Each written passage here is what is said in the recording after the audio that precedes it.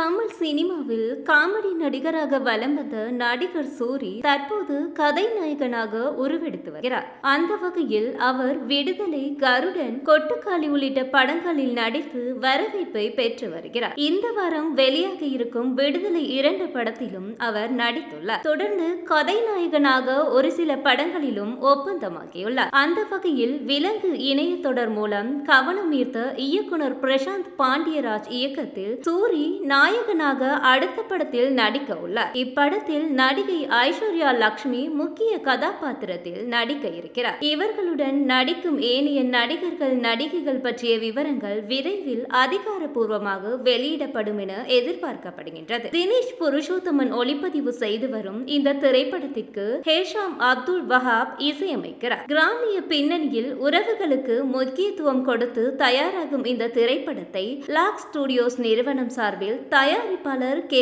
குமார் தயாரிக்கிறார். இப்படத்தின் படப்பிடிப்பு சென்னையில் தொடங்கி இருக்கிறது. கருடன் படத்தின் பிரம்மாண்டமான வெற்றிக்கு பிறகு தயாரிப்பாளர் கே. குமார், சூரி ஆகியோர் இணையும் 2வது திரைப்படம் இது என்பதால் இப்படத்திற்கு ரசிகர்களின் எதிர்பார்ப்பு ஏற்பட்டிருக்கிறது.